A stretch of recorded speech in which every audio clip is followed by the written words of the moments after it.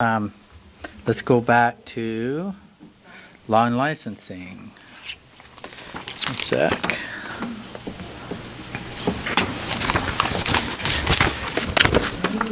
Okay, Chair Ellis. Thank you, Chair, and I appreciate you flipping that around. I just got a call from my daughter right then, so needed to take that. So we're going to start with 13.2, which is Board Policy 5001, Advisory Committee for Equity of Educational Services for Students and Access Bylaws. So the motion before the board is the committee moves that the board approve Policy 5001, Advisory Committee for Equity of Educational Services for Students and Access Bylaws.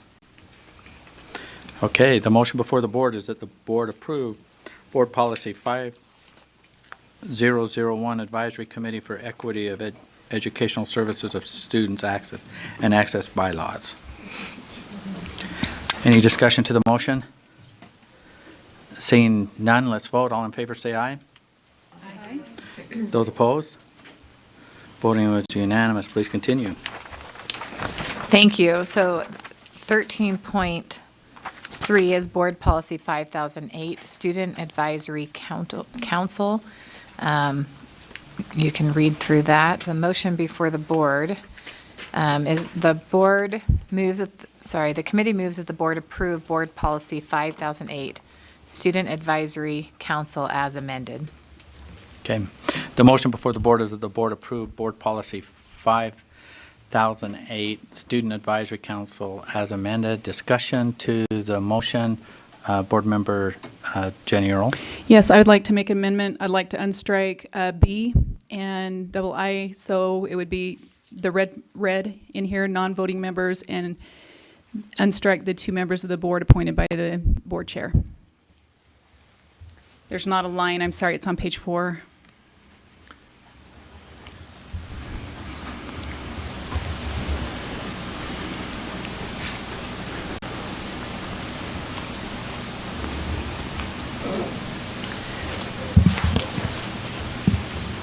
Can we put that up on the screen? We going to get it on a board or we?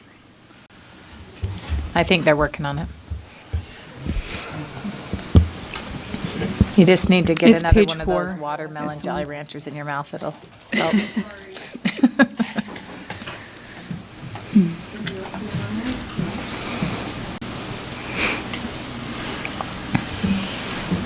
I feel like you're eating so much. I said I feel like I've eaten so much. To go to that. This one may be dedicated for me. Are you going to this screen? You've earned it. Yeah.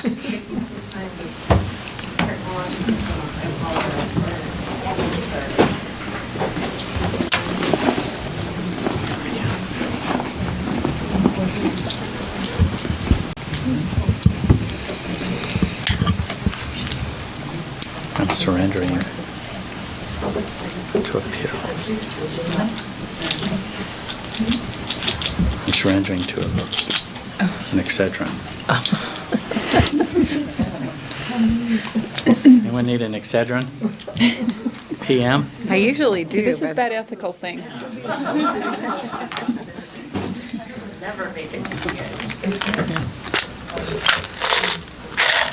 There it is. If anyone needs Okay, this, I've so- got gum. It's not. Do we need someone to second it? So, Second. yeah, and those unstricken, whatever. Okay, we have an amendment to the motion. There was a second. Is there a Is second? that how it's supposed to be? I thought I heard a second. Well, taking and strike those, so, but I don't know if you can do that, but that's the idea. To unstrike it. So the motion is to unstrike those not as written. In other words, include them in the, To remove the strike count. yeah. Yes. You can keep it red if you To want. put it back. Yeah. Got it. Okay, discussion to the Can I speak to it? amendment Oh, yeah. to speak to the motion, please. Yes, so I voted the same thing in committee, which got voted down, and I thought, you know what? I really can't be saying anything until I go and actually observe, because maybe that really is the best thing. And I went and observed last month, and actually, the interaction was very good. And I know that we have written in here, anyone can go. The thing of it is if you are not assigned to something, the chances of actually going are fairly limited. I think there's relationships that are built. I think even the testimony that was given this morning from our youth that were here, and the comments there, that there is some benefit to that. And I think there's benefit to actually having 2 people assigned to that. It doesn't limit other board members from going and that kind of a thing. So I went, and I feel strongly that it is a very beneficial thing, and I think actually appointing people to that is beneficial, so. Board Member Lisa Cummins? Thank you, Chair. I, too, in speaking in favor of striking, or not removing the strikeout. These kids are asking for us to give them input. They want to have discussions with us. Valuable insight can be shared back and forth. We can answer their questions. We shouldn't be afraid to be able to correspond with them. We're going to allow them to give us their feedback. Of course, we never hinder that.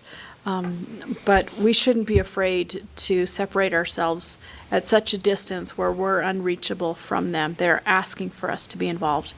And I think we should accommodate for that. Board Member Linda Hansen? I think this actually makes it better because all board members can go. There's not people who are assigned. So I'm in favor of this. I think we've discussed this before.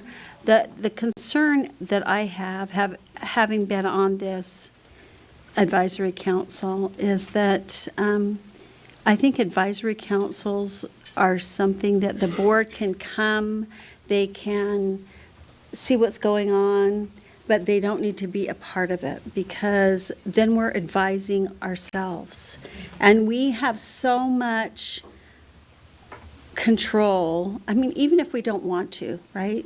We have just our presence. They have a tendency to listen to us because we're board members more.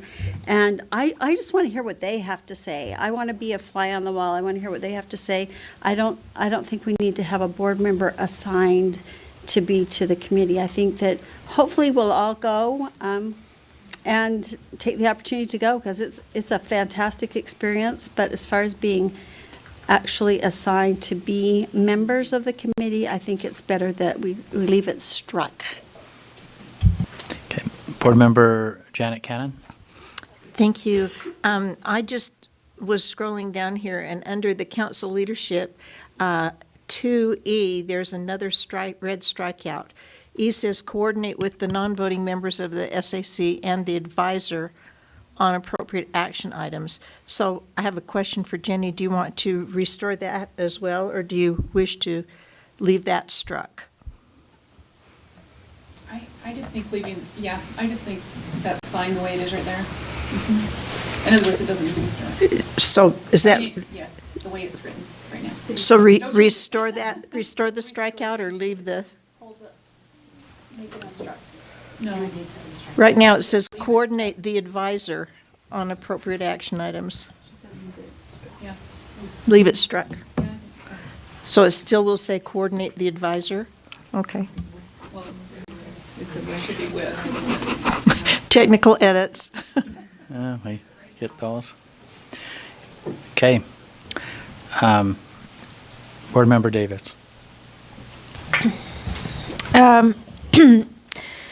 I'm going to echo what Board Member Hansen just said, but I would like to actually see a hybrid, and I know this won't come out in this particular rule, but even if we don't have 2 assigned members, I think that we should coordinate with Jeff, and we should have an opportunity where all the board members come, and we answer questions, or we discuss, or we do a rotation, or on special topic days or something like that. I would really love to see more of what Board Member Earl is talking about, but done in a different way that involves all the board members.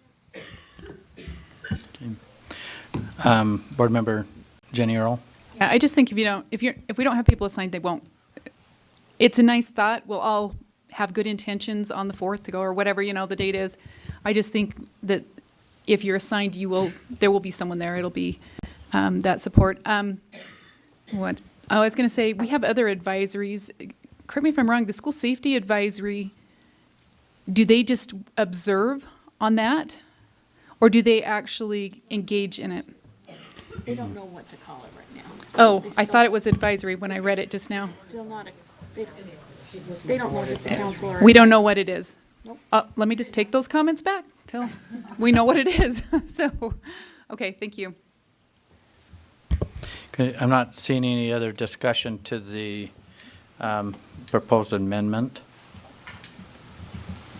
So I think we're ready to vote, and it's to reinstate that B, non-voting members, 2 members of the board appointed by the board chair.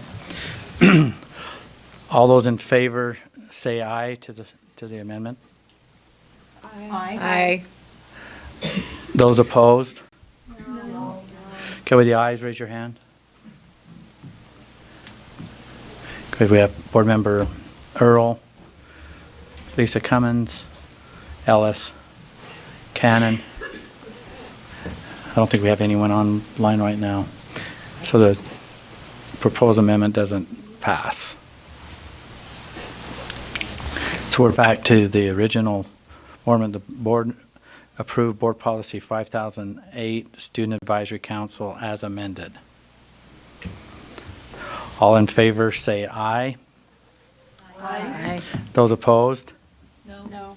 Okay, with the ayes, raise your hand and be counted.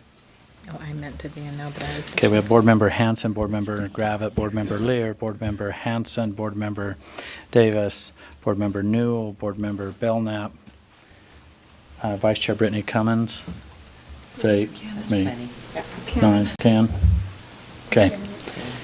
Oh, Cannon. Motion passes. Okay. Chair Ellis. Yes. Can I just explain my I vote, which is kind of weird, but. You should probably be on a mic, though. You, Board Member Lear, you've been really quiet today, so So I'll I'm give you. I'll well give- behaved, I've earned this? Well, I didn't say, I said you've been really quiet, so I'm I going to allow didn't say you. well behaved, okay. You can throw that in there if you'd like.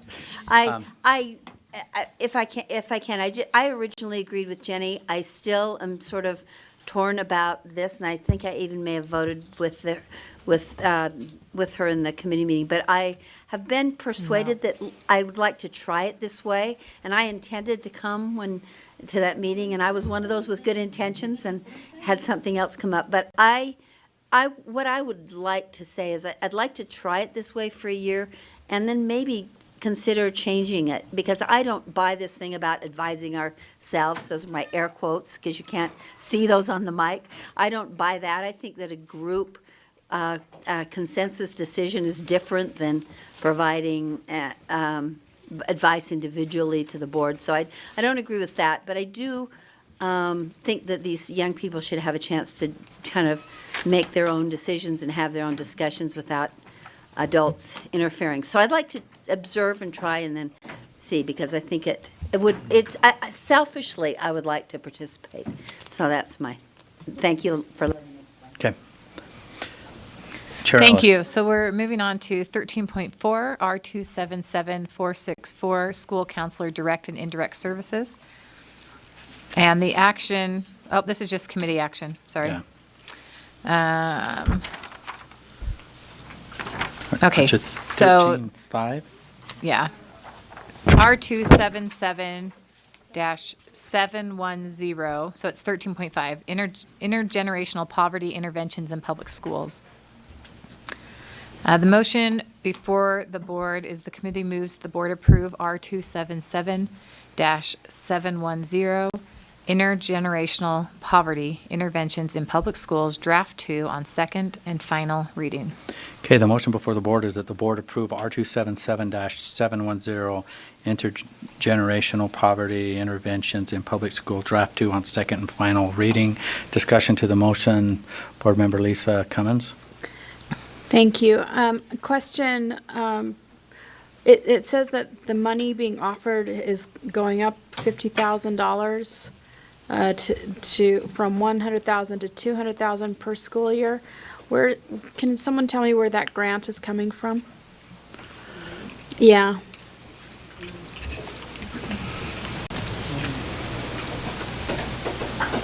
Legislative appropriations. It looks like I'm in. Thank you. I haven't spoken today. Deputy Superintendent of Policy, Angie Stallings. You're really quiet and very well behaved. I know. This money is an appropriation from the legislature that was given to us, and we distribute it to LEAs for purposes of them either having or partnering with an entity to provide after-school programs. Okay, so it's not a federal government No, loan or any it's of not. that? Is there any requirements to obtain that grant? Yes, there's an application, and that's what's in the rule, are the elements of what is required. Okay. Is PII associated with it? That is a good question. I do not know what data is reported from the LEAs who receive the grant. I apologize, the staff who run this grant are not here right now, but At home? I don't know how much data they collect from it. It is an ongoing program. It's not a new program. Okay. So it's an already existing program, but So would they be coordinating, if I may, Chair, sorry, are they coordinating with URDC then? no, not necessarily. If we collect data Right. from this program, that data may be shared with UDRC from us. But the entities, it would only be if it's data we're already collecting from the program. That could be a possibility that we share that with UDRC. Okay, because it says here that an explanation of how the LEA will work with the Department of Workforce Services and the Department of Health and Department of Human Services and the juvenile courts. So, I mean, that's pretty much everybody. So I they're be- already getting the data then? Well, yes, I know that DWS is one of the partners because they came to committee to speak to this grant. They, and I apologize, I should have That's okay. looked at the statutory provisions to just remind myself of some of these details. I can pull them up real quick if you'd like me to.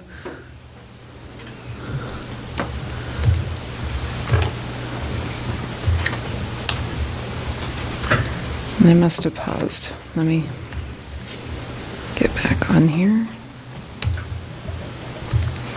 So, all right. While you're looking that up, I can take the motion off the table and go to the next and then come back to it.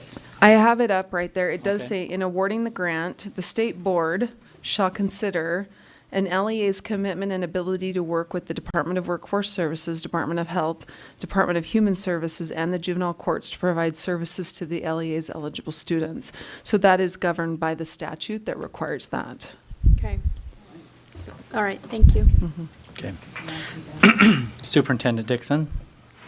When students living in intergenerational poverty are identified, that actually comes from Department of Workforce Services because and Department of Health, they identify them by how many generations have accessed the resources and funds over time from those departments. So we actually would get that data rather than giving data to them would be more likely.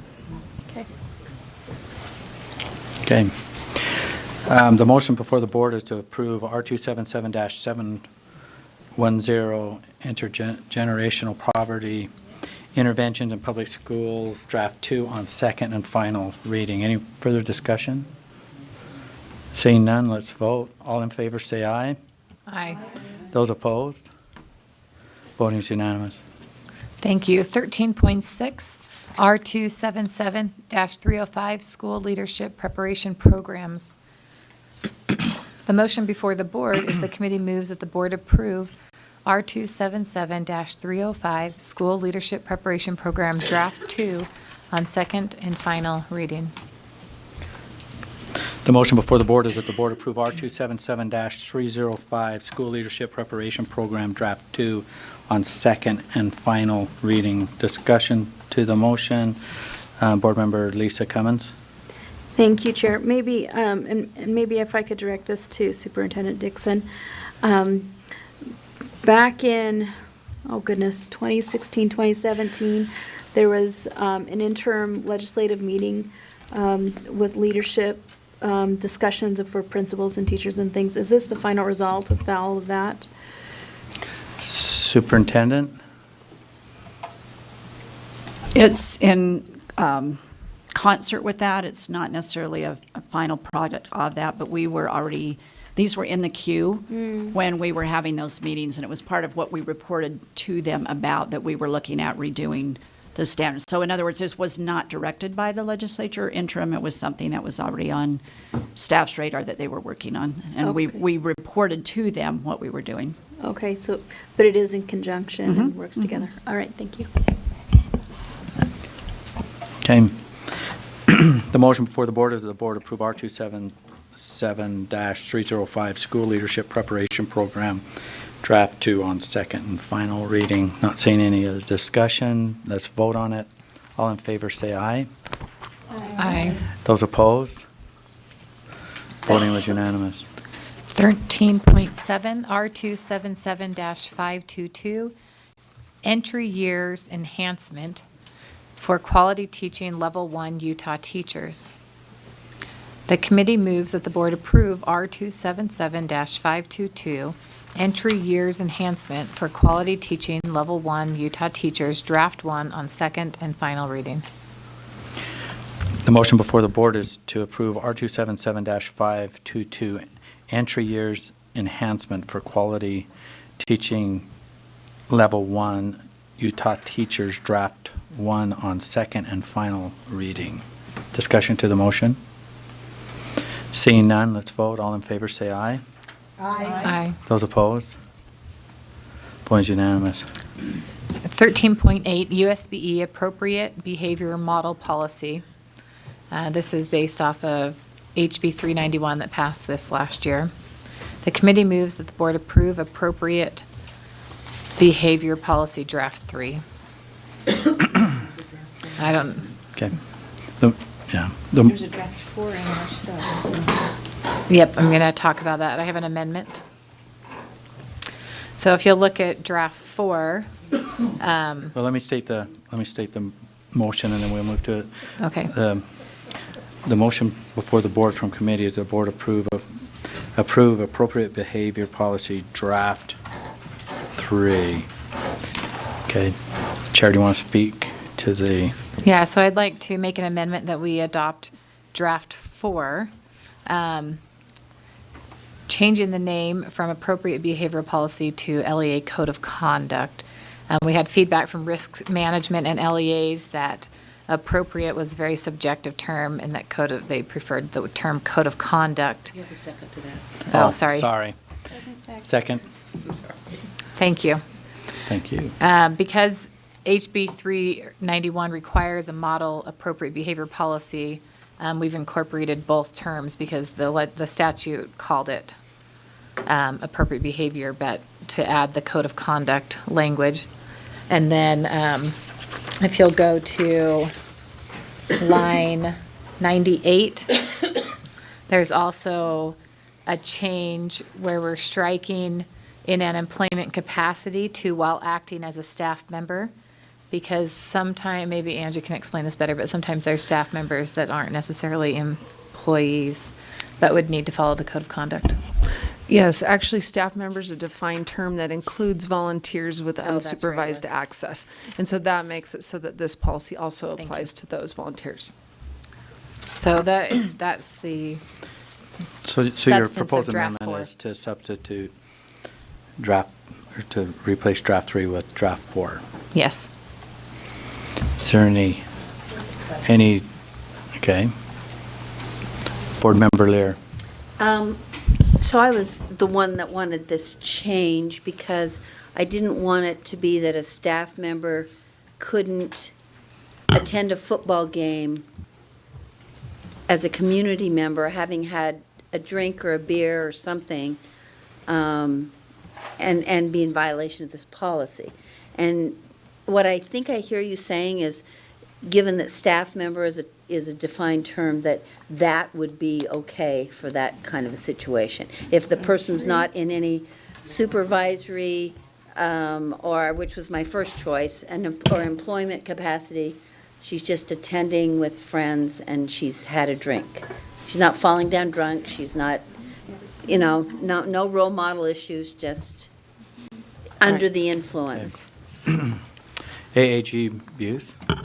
Yes, I agree with you, but I really encourage the staff member because we have volunteers acting as a representative at the school at those events as well. Sure. So we wouldn't want them likewise, while they're acting in that capacity, to do it. So yes, I do believe it still allows an employee who doesn't go in any sort of supervisory capacity or employment capacity to do the same thing that any other attending citizen would. Okay. But it does encompass a volunteer who, let's say they're a volunteer athletic trainer. A ticket taker. A ticket taker, that while they're doing that, we don't want them to. That makes sense. We want them to portray the same code of conduct or behavior that we would expect an employee to. That's fine. I just want to make sure that would not preclude that in either that kind of a volunteer or an employee who had no responsibility for students. Thanks. Okay, the proposed amendment before the board is just to replace draft 3 with draft 4. Any other discussion on that amendment? Seeing none, let's vote. All in favor, say aye. Aye. Those opposed? Voting is unanimous, so the motion before the board is that the board approve appropriate behavior policy draft 4. Any discussion to the motion? Seeing none, let's vote. All in favor, say aye. Aye. Those opposed? Voting was unanimous. Thank you. 13.9, R277-517, and LEA Codes of Conduct Amendment. We have two motions for the committee, or for the board. The first one is the committee moves that the board approve R277-322, LEA Codes of Conduct Draft 3 on second and final reading. Okay, the motion before the board is that the board approve R277-322 LEA Codes of Conduct Draft 3 on second and final reading. Discussion to the motion? Seeing none, let's vote. All in favor say aye. Aye. Those opposed? Voting is unanimous. Please continue. Then the second motion is the committee moves that the board repeal R277-517 LEA Codes of Conduct on second and final reading. Okay. The motion before the board is for the board to repeal R277-517 LEA Codes of Conduct on second and final reading. Any discussion to the motion? Seeing none, let's vote. All in favor say aye. Aye. Those opposed? Voting is unanimous. Thank you. 13.10 is Kindergarten Supplemental Enrichment Program and TANF contract obligations. The motion before the board, the committee moves that the board seek an amendment to the, I guess I'll just spell out the acronym, TANF contract. I know, but just so people know that I'm doing an acronym. Contract to bring USBE into compliance with the terms of the contract.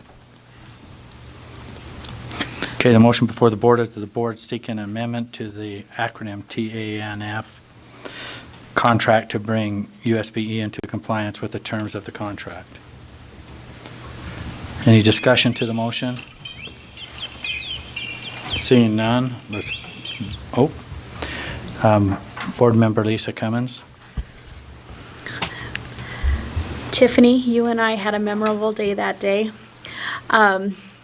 or I'm sorry, not Tiffany, Jennifer. I'm looking right at Jennifer. And I have Tiffany in my head. I didn't want the social emotional learning being brought up to the state. That kind of data, it bothers me that we're heading this route, and so I'm going to vote no and keep consistent in that part of the contract. But I understand we need to be in compliance. Can I? Yes.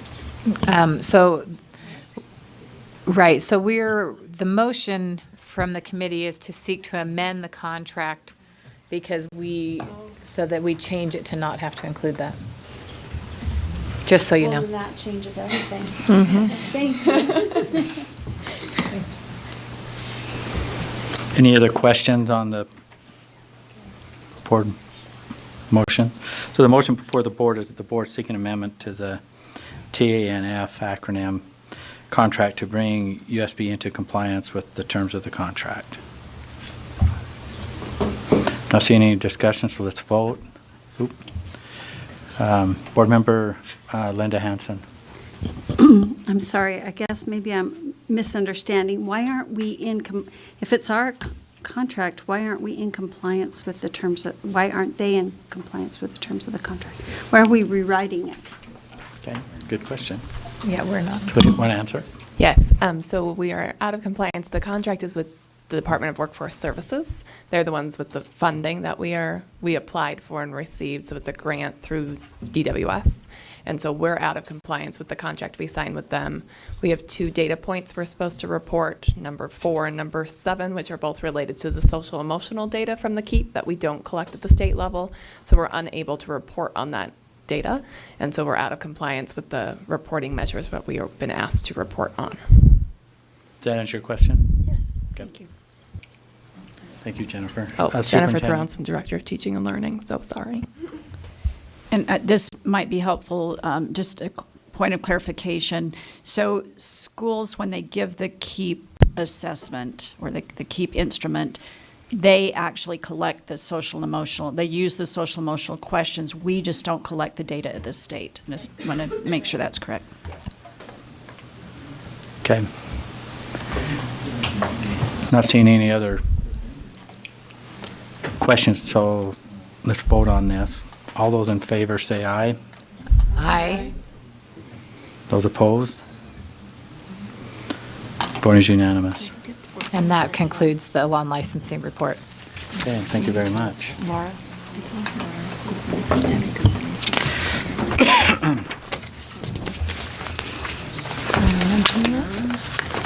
Well, we're almost done with the second page on my agenda here. Okay. All right, board members, at this time, I'm seeking a motion to go into executive session for the purpose of discussing the character, professional competence, or physical or mental health of individuals. So moved. Second? Second. Roll call vote, starting with Board Member Hansen. Yes. Yes. Yes. Yes. Yes. Yes. Yes. Yes. Okay, we're in executive session.